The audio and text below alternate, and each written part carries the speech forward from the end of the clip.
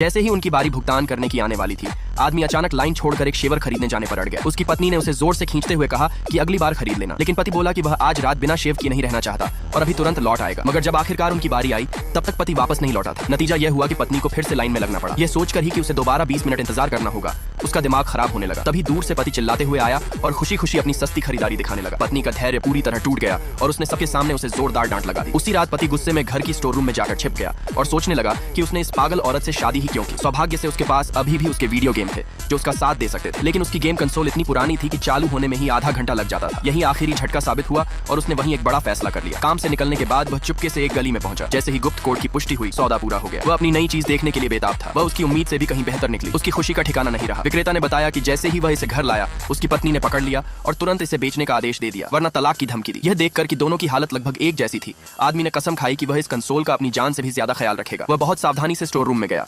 Console को सबसे पीछे छिपा दिया और ऊपर से ढेर सारे डायपर रखकर अच्छी तरह ढक दिया। फिर वह तब तक इंतजार करता रहा जब तक उसकी पत्नी गहरी नींद में नहीं सो गई। तभी उसने आखिरकार कंसोल निकाली। कंसोल इतनी तेजी से चालू हुई कि वह खुशी से झूम उठा। हालांकि उसे लगातार यह भी देखना पड़ रहा था कि कहीं उसकी पत्नी अचानक सामने ना आ जाए। फिर भी भले ही वह सिर्फ आधा घंटा खेल पाया, उसे लगा कि वह दुनिया का सबसे खुश इंसान है। लेकिन अगली रात उसकी पत्नी बच्चे के लिए डायपर लेने गई। जैसे ही उसने पैकेट खोला, उसे अंदर छिपी हुई गेम कंसोल मिल गई। ये देखते ही उसका गुस्सा 7वें आसमान पर पहुंच गया। जब पति बाद में स्टोर रूम में पहुंचा तो उसे तुरंत महसूस हो गया कि कुछ गड़बड़ है और सचमुच उसकी कंसोल गायब थी। जब उसने आखिरकार अपनी पत्नी को ढूंढा, तब तक कंसोल पूरी तरह पानी में डुबो दी गई थी। वह पूरी तरह बर्बाद हो चुकी थी, ठीक उसी तरह जैसे उनका रिश्ता। तो आखिर इस सब की गलती किसकी?